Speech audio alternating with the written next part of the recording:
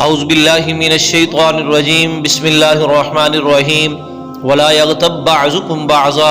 صدق اللہ العظیم۔ میرے معزز دوستو، آج کی اس ویڈیو کے اندر میں ایک برائی کا تذکرہ کرنے لگا ہوں،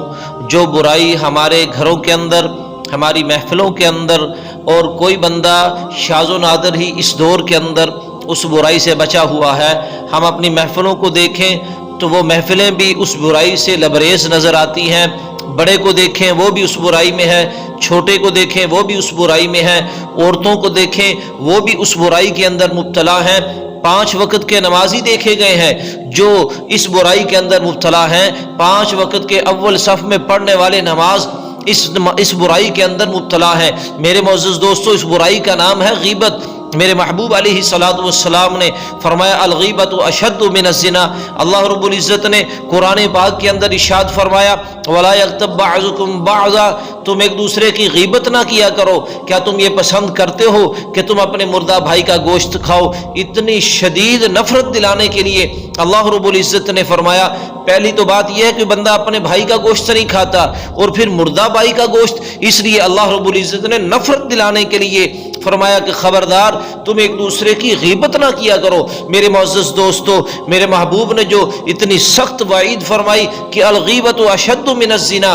میرے صحابہ جو غیبت ہے وہ زنا سے بھی زیادہ سخت ہے۔ صحابہ کرام رضوان اللہ علیہم اجمعین نے میرے محبوب سے پوچھا یا رسول اللہ صلی اللہ علیہ وآلہ وسلم، ایک بندے کے اندر برائی ہو، ہم اس برائی کا تذکرہ کسی کے سامنے کریں، کیا یہ بھی غیبت ہے؟ میرے محبوب نے فرمایا یہی تو غیبت ہے کہ اس میں ایک بندے کے اندر برائی ہو، اس کی پیٹھ پیچھے آپ لوگوں کے درمیان اس کی برائی کا تذکرہ کریں، اور اگر اس کے اندر وہ برائی نہ ہو پھر آپ بیان کریں تو یہ تو بہتان ہو جائے گا۔ میرے معزز دوستو، ہمیں دیکھنا ہوگا اپنی محفلوں کو، ہمیں دیکھنا ہوگا اپنی بیٹھک کو، ہمیں دیکھنا ہوگا جہاں پہ 2-4 آدمی بیٹھے ہوں، جب تک کسی کی برائی نہ کریں اس وقت تک ہماری محفل جمتی نہیں، ہماری محفل کے اندر سرور اور لطف نہیں آتا۔ جہاں پہ 4 عورتیں بیٹھ جائیں، اللہ معاف کرے، میرے محبوب نے فرمایا کل قیامت کے دن عورتیں سب سے زیادہ جہنم میں اس لیے جلیں گی کہ وہ عورتیں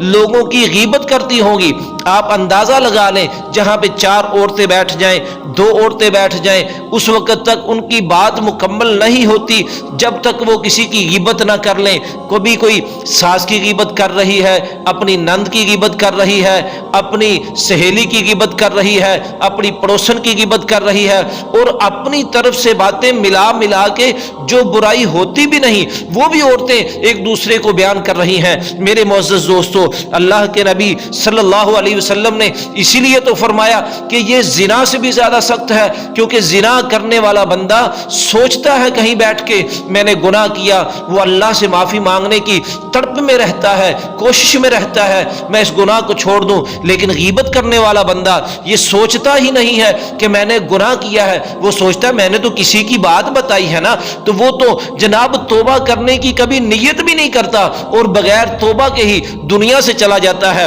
اور میرے معزز دوستو، یہ اتنا بڑا گناہ ہے، اتنا بڑا گناہ ہے، جب تک جس بندے کی غیبت کسی بندے نے کی ہو اس سے معافی نہ مانگے، چاہے یہ نمازیں پڑھتا رہے، چاہے یہ تہجد پڑھتا رہے، چاہے یہ قرآن کی تلاوت کرتا رہے، چاہے یہ بندہ صدقہ خیرات کرتا رہے، جس نے کسی بندے کی غیبت کی ہو اس وقت تک معافی نہیں مل سکتی جب تک اس بندے سے جا کے معافی نہ مانگے کہ بھائی میں نے تیری برائی فلاں محفل کے اندر کی، بھائی میں نے تیری برائی فلاں جگہ کے اندر کی، فلاں لوگوں کے سامنے کی، مجھے اللہ کے واسطے معاف کر دے۔ جب تک وہ بندہ معاف نہ کرے گا اس وقت تک میرے معزز دوستو اللہ نے بھی معاف نہیں کرنا، اور اپنی نیکیاں اس بندے کے کھاتے میں یہ بندہ ڈالتا رہتا ہے۔ اس لیے میرے محبوب نے فرمایا الغیبۃ اشد من الزنا۔ ہمیں سوچنا چاہیے میرے معزز دوستو، ہمیں سوچنا چاہیے کہیں ہم اپنی محفل میں بیٹھ کے اپنی نیکیاں کسی کے کھاتے میں تو نہیں لگا رہے، ہم اپنی محفل میں بیٹھ کے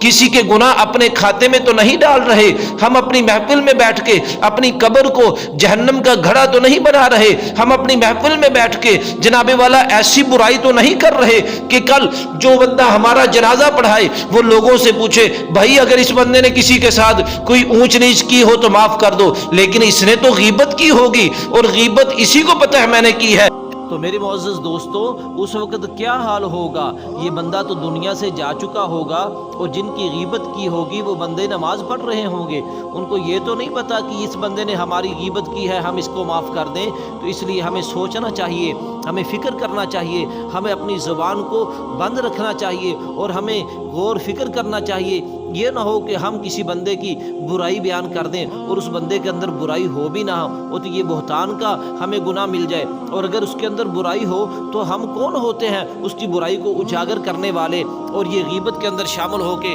ہماری نیکیوں کو تباہ کر دے۔ اللہ پاک ہمیں اس برائی سے محفوظ فرمائے۔